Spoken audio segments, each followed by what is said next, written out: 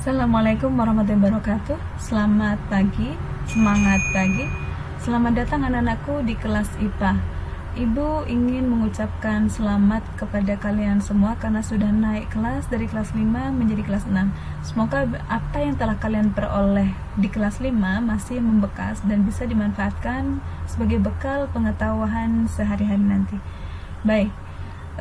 Kita belajarnya masih belum bisa secara tatap muka, jadi kita belajar secara online, oke? Pada pertemuan pertama kali kita akan membahas tentang perkembangbiakan tumbuhan. Apa sih yang dimaksud dengan berkembang biak? Tentu saja kalian sudah pernah mendengar istilah ini, tapi ada juga istilah yang mirip yaitu berkembang. Ada juga yang istilahnya tumbuh berkembang dan berkembang biak. Apa perbedaan ketiganya? Kalau tumbuh itu adalah proses di mana dari kecil menjadi besar, dari volume kecil menjadi besar. Misalnya kita dulu kecil menjadi besar, dari bayi menjadi dewasa menjadi lebih tinggi. Jadi karena perubahan ukuran. Tapi kalau berkembang itu adalah karena perubahan kemampuan. Misalnya kita dulu tidak mengerti menjadi mengerti, belum dewasa menjadi dewasa, itu adalah berkembang.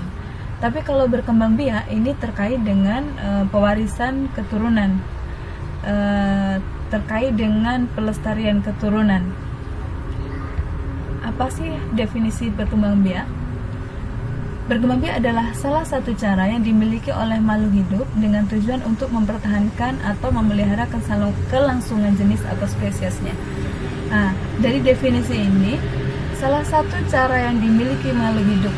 Dimiliki artinya bukan berarti dia memiliki sendiri kemampuan itu, tetapi dia dikaruniai oleh Tuhan sehingga bisa berkembang biak. Nah, bagaimana dengan perkembangbiakan pada tumbuhan? Nah, kita bisa mempelajarinya dari dua tipe. Ada perkembangbiakan secara generatif, ada juga yang secara vegetatif. Artinya, kalau perkembangbiakan generatif ini melalui proses perkawinan.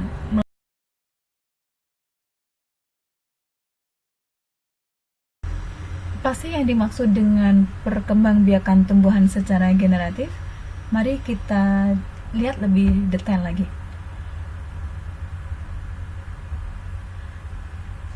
Perkembangbiakan tumbuhan secara generatif ini biasanya dialami oleh tumbuhan berbiji. Nah, biasanya alat perkawinannya adalah berupa bunga. Nah, dilakukan melalui proses penyerbukan dan pembuahan. Apa sih perbedaan penyerbukan dan pembuahan? Nah, penyerbukan adalah peristiwa jatuhnya serbuk sari, alat kelamin jantan, ke kepala putih, yaitu alat kelamin betina. Nah, serbuk sari yang jatuh tadi akan masuk, kemudian dilanjutkan proses pembuahan, sehingga terjadi pertemuan sel kelamin jantan dan sel kelamin betina. Baik, selanjutnya kita akan melihat bagian-bagian bunga.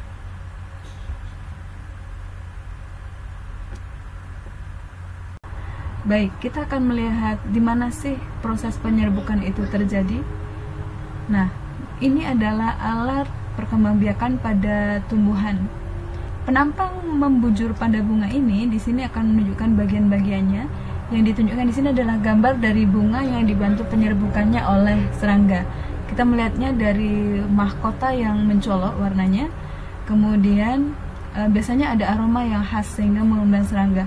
Nah, ini adalah kelopak bunga, kemudian di sini adalah dasar bunga, ini adalah bakal biji, ini adalah kepala putih, ini adalah tangkai sari, yang di sini kepala sari. Nah, di sini ada serbuk sari. Pembuahan akan terjadi ketika serbuk sari jatuh ke kepala putih.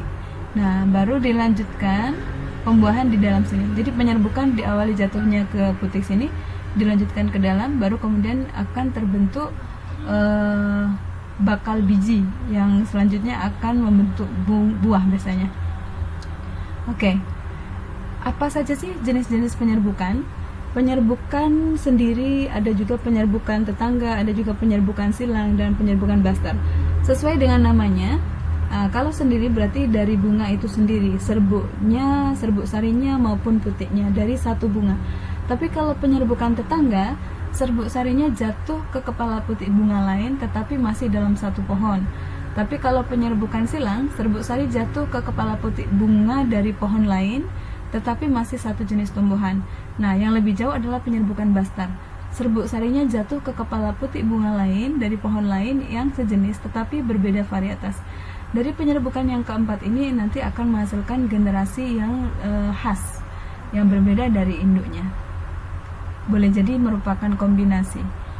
Oke, siapa sih yang membantu penyerbukan? Nah, penyerbukan ini ada yang dibantu oleh hewan, ada yang dibantu oleh angin. Ini salah ketik ya, dibantu oleh angin, ada juga yang dibantu oleh manusia. Nah, ciri khas dari yang dibantu oleh hewan, biasanya hewannya berupa burung atau serangga. Nah, ini memiliki mahkota yang mencolok, kemudian ada aroma yang khas. Pada bunga ini, penyerbukannya dibantu oleh lebah. Lebah akan mencari nektar di dalam. Secara tidak sadar, badannya akan tertempelkan benang sari. Ketika dia bergerak atau terbang ke bunga lain, maka serbuk sari itu akan jatuh ke putik bunga sehingga terjadi penyerbukan. Nah, penyerbukan ini nantinya akan dilanjutkan dengan pembuahan. Jadi secara tidak sadar, dia sudah membantu penyerbukan bunga tersebut. Kemudian penyerbukan yang dibantu oleh angin. Nah, ini ditiup oleh angin. Bunganya berbeda dengan bunga yang pertama tadi. Biasanya bentuk bunganya cenderung ringan, dia tidak berwarna, tidak beraroma.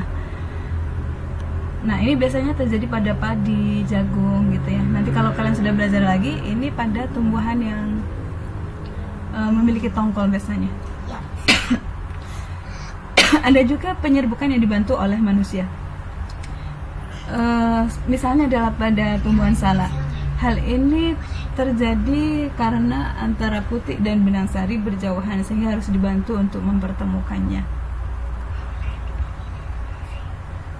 Baik, pada pertemuan kali ini kita cukupkan membahas perkembangbiakan tumbuhan secara generatif. Mudah-mudahan apa yang kita belajar memberi manfaat. Hikmahnya kita ambil adalah bahwa Tuhan mengaruniakan kepada makhluk hidup sesuatu dalam tubuhnya sehingga proses kelestarian itu akan tetap terjadi. Bukan berarti tumbuhan itu sadar kemudian dia berinisiatif untuk kawin, tetapi memang secara alami itu terjadi dengan begitu saja. Tapi pada dasarnya semua begitu beratur, pasti ada campur tangan Tuhan di sana, sehingga karena tidak ada sesuatu yang kebetulan. Baik, insya Allah pertemuan mendatang kita akan membahas perkembangbiakan tumbuhan secara vegetatif. Sekian, kita tutup dengan berdoa. Berdoa mulai. Berdoa selesai. Baik, Assalamualaikum warahmatullahi wabarakatuh. Semangat pagi.